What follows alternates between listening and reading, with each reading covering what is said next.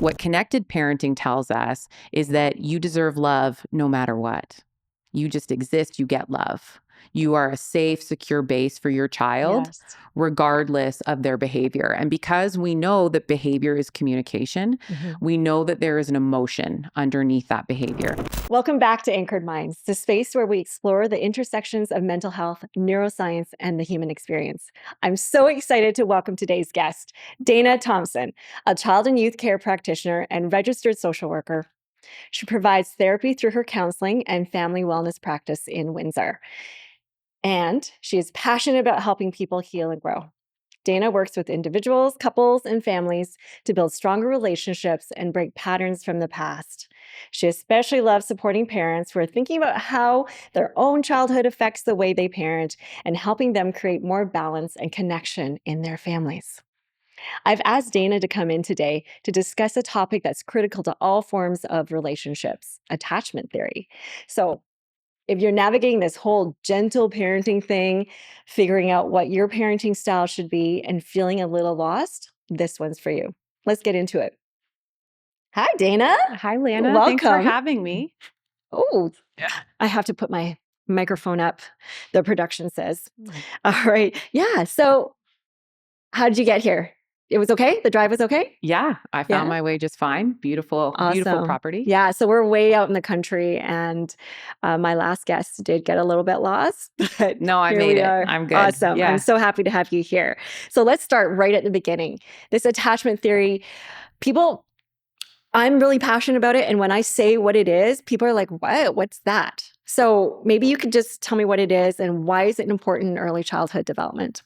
So, attachment theory is basically the connection that you form with a primary caregiver in childhood. So, we can think of it as like a blueprint that we build to create relationships throughout our life, whether that be the intimate relationships of family and partners or relationships outside with friends, family, work, and then also with ourselves. Okay. So what does it mean? Is there like different types of attachment? Yeah, so there's four different types of attachment. You can have a secure attachment or Mhm. insecure attachment. What does that So mean?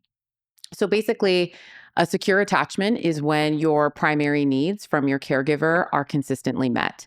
And it's Okay. not just about physical proximity, it's also about emotional needs. So, as a child, whether you feel seen, heard, valued, loved, you learn that the world is safe to have autonomy within and create and build relationships.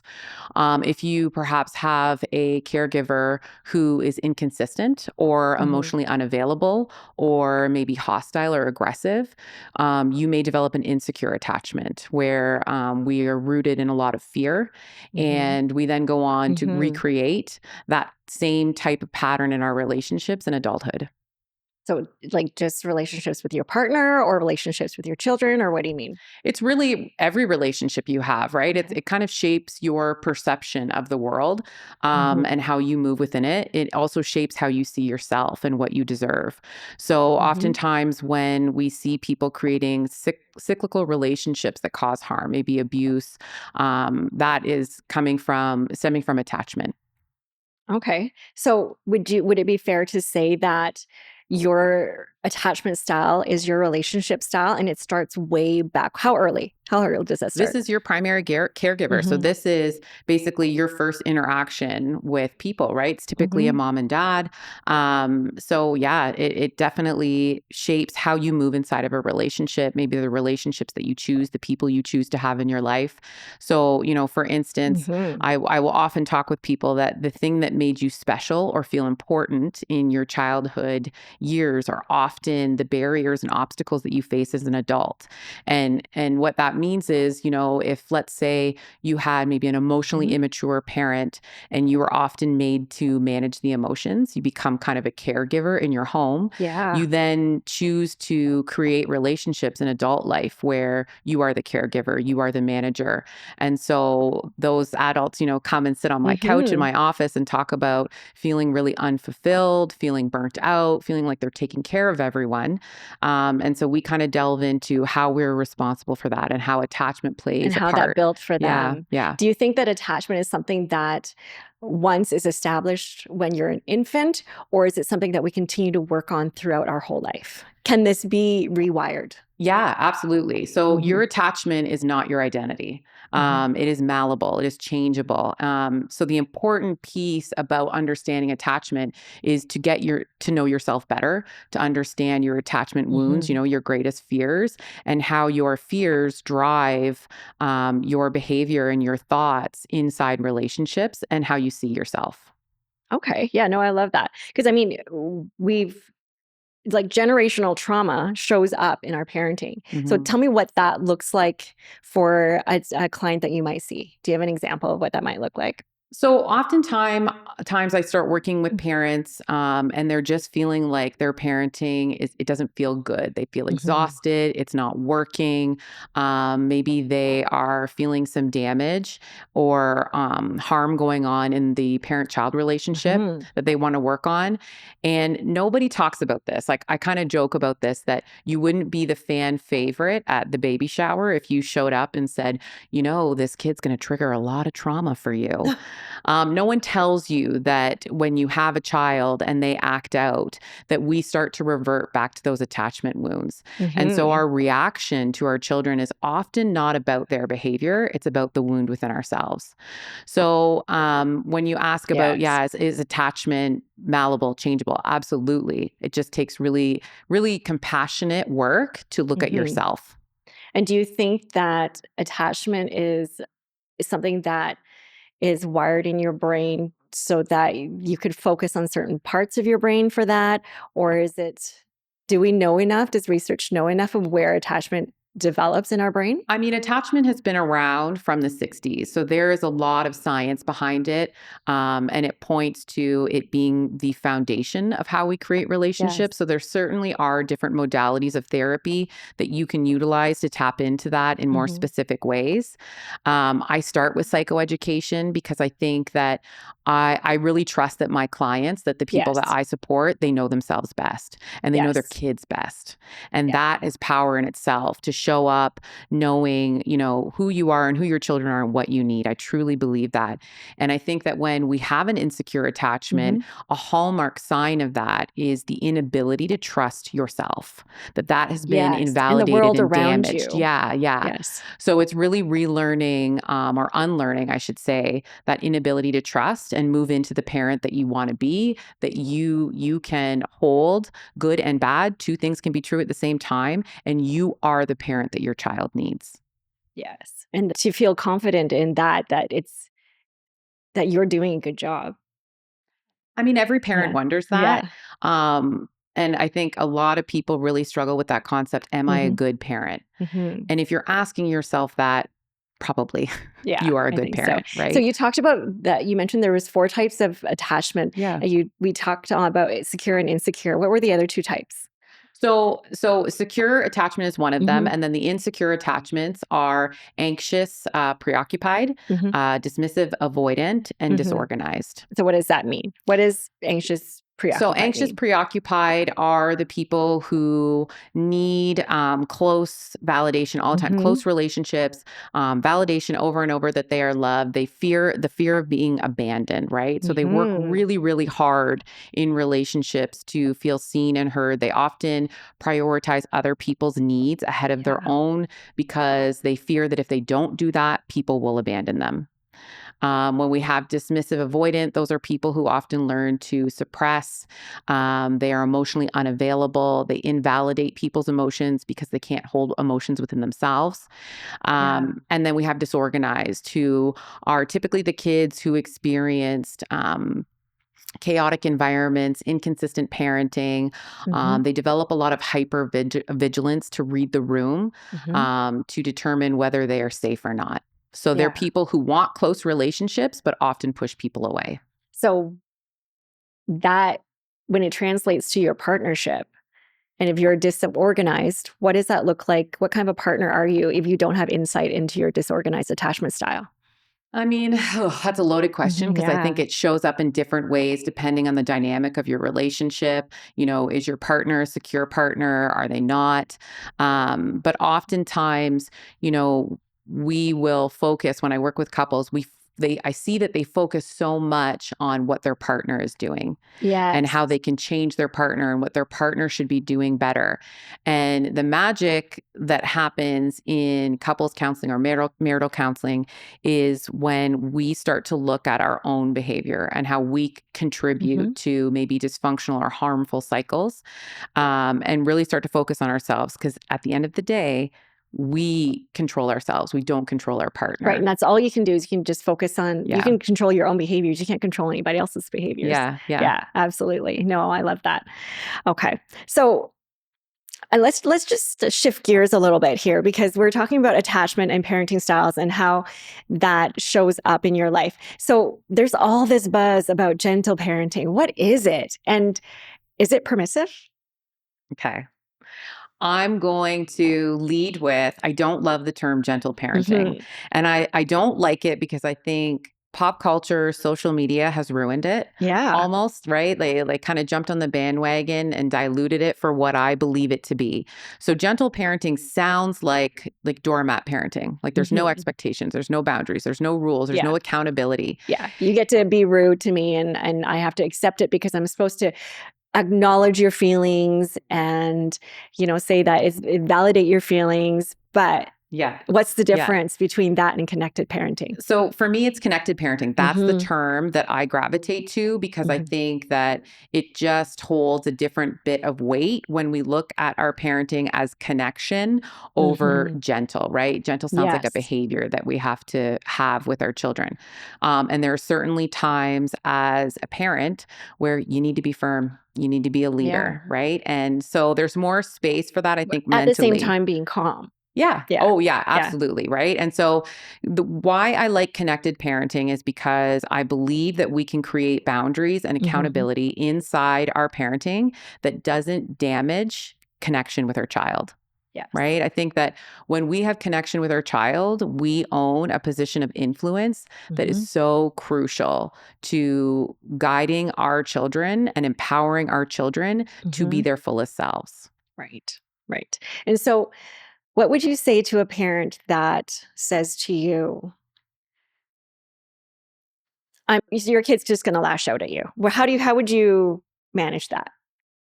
So I remind parents that all behavior is communication. Yes. And so a lot of parents that I work with are millennials in that kind of Mhm. generation. And we came from behavioralist parenting.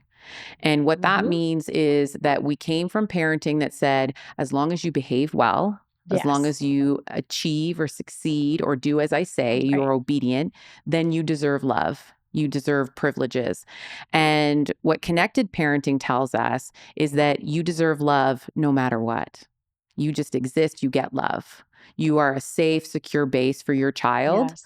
regardless of their behavior. And because we know that behavior is communication, Mhm. we know that there is an emotion underneath that behavior.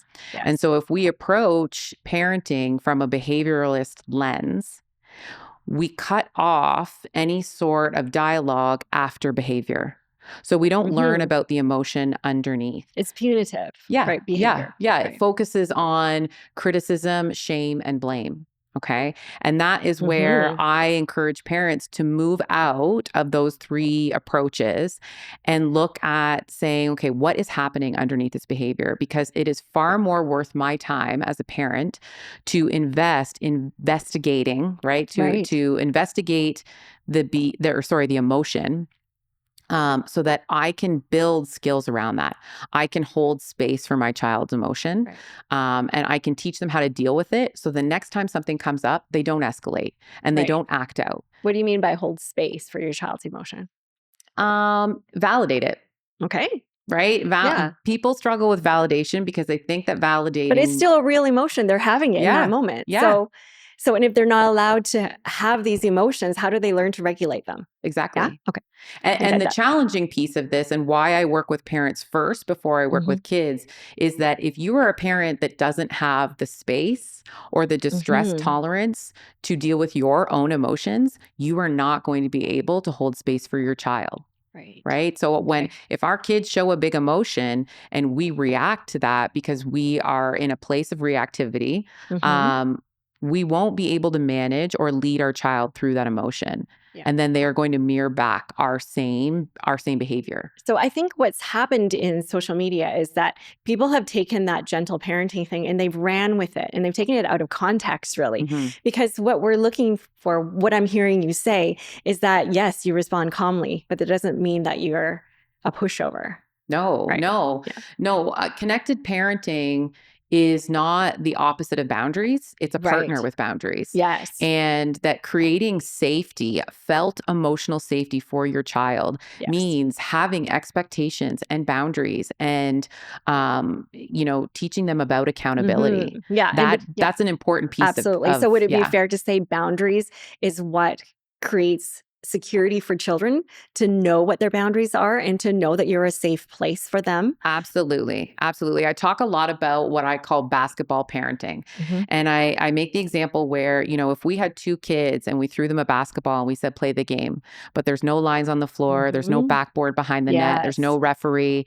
The kids spend the entire time chasing the ball. Maybe they're fighting with each other, maybe they're arguing over rules. But Mhm. when we provide them boundaries, we provide them a referee, we have Yes. a backboard that they can shoot the ball off of, they're far more likely to be successful. They're far more likely to be accountable if they make a mistake. Right. And they can anticipate the expectations that are in the game. Right, that And you so, might step in and give them a bit of coaching yeah, here and there and then still let them play yeah. their game. Yeah, but we're setting Yeah. kids up to be successful, and that is boundaries. If you don't Yes. have boundaries, your child is more likely to feel unsafe and experience a little bit of chaos, right? They're not ready to manage the world alone. They need these boundaries. Love it. All right. So one of we're coming in close here too, but I just want to give you this question. So how can a parent be emotionally attuned and nurturing while maintaining structure, discipline, and respect in that home? That's the boundaries piece. So how can they be emotionally attuned? So we won't minimize that because that Hmm. sounds really simple to attain. Yeah. It's not. That is a long process. It's a lot of work for a parent. But my favorite kind of catchphrase for this is validate the Hmm. emotion, but set limits on the behavior. And so we want to Yes. remember the biggest piece of attunement, we validate what our kids are going through. It doesn't mean we agree. It doesn't mean we condone the behavior around the emotion. It just Hmm. means that we can look at our child and say, yep, your feeling is correct. I'm not going to argue with it. I believe you that you feel this way. However, we cannot be unsafe. We cannot hit. We cannot break things Hmm. when we feel that way. And at the same time, you're building that secure attachment, Yeah, right? So, absolutely. And you're not invalidating your child. Kids are mhm. born with an innate sense of intuition about their emotions and their environment. And when we invalidate that, we invalidate their experience. And that's where that learned mistrust in yourself begins. Awesome. So we've mentioned a few times about how social media has shaped our concepts about parenting. And I know that the negative impact, I've already talked about it in my last episode about the negative impact on the child's brain. What about the parent's brain? Like what about some of the perceptions about the parent that we're receiving? What are some of the messages out there? Well, I mean, the way I look at social media or online content that we can access, Yes. it's either a lifeline or a landmine. And I really encourage parents to curate their social media feed Yes. around positivity and, if self-improvement is your bag, kind of things like that are going to bring you joy, fulfillment, because there's a lot of negative content out there. And we also have to be careful about how that content influences our Hmm. lives. What is interesting to me, and I think that we might see in the future, is there was a study done called Still Face, and you might know about it, Oh, where a mother was asked to sit across from her baby and yes. and coo and play and mirror behavior and smile and laugh, and you just see the joy and connection between the two of them. And then without any warning, the mother is then turns away, breaks that connection, returns back to look at her child with a completely still face. And so there's no connection, and you immediately see the child go into Mhm. distress, trying to get that connection back with their Right, parent. right. And so what I wonder is, if the phone has become that still face in this generation where children are competing with their parents being so tied to Yes, their phone, and right? not present. I've done it. We've all done it, Sure. right? Where you're looking at something, let me just finish this text, or I'm just watching this, and your Or kid I'm is right just here or I'm just talking. doing Yeah. some research on something. Mhm. They don't see the difference. They just see Yeah. you on a phone. Yeah. So I Yeah. wonder what that will create, kids Mhm. competing for their parents' attention with technology. I know that I talk to so many parents about technology being a power struggle in the home, Yes. kids' reliance on it. So I think it's certainly an ongoing experiment. I think that every parent is wise to have very I don't want to say strict, but very concrete rules about technology, and teaching not only the rules, but teaching children about their mental health relating to technology Yes, and social yes. media. Absolutely. Thank you so much. Thank you so much for this conversation today. I'm just going to start wrapping things up. That was such a powerful and enlightening conversation. We really kind of just touched the surface about attachment, but I hope that Mhm. gives you an idea. Um, that gave you some insight, maybe even a moment of self reflection. And parenting is not about being perfect, it's about being conscious, connected, and committed to growth. So I've got three takeaways today that Dana has given me. So please correct me if I have Yeah. this wrong. But the first part is healing is not about being perfect. It's about learning to accept the parts of you that caused you shame. Mhm. It's also understanding the pain that we carry is not ours to hold anymore. I just got like little goosebumps from that. Connection and boundaries. Number two, connection and boundaries go hand in hand. So prioritizing respect in the parent child relationship is reciprocal. So when we talked about setting boundaries for our kids, it's actually creating more of a connection. Is that what that point is about? Yeah, Yeah. and I think respect goes both ways Mhm. between the parent and the child. When the child Yes. feels respected, they are more inclined to trust and go to the parent. We want our kids to Yeah. come to They do. us. Yes, we do. Yeah. And so number three today is parenting is hard. Noticing cycles is part of healing, making mistakes, but trying again is how generational cycles are broken. So, a huge thank you today to our guest for sharing her wisdom. Don't forget to subscribe and share this episode with somebody who needs to hear it. And we also want to hear from you. So, leave your comments and questions below. I'm going to do my best to answer this in the follow up post called Unpack This. So, this is Anchored Minds, where growth begins with intention. Thank you.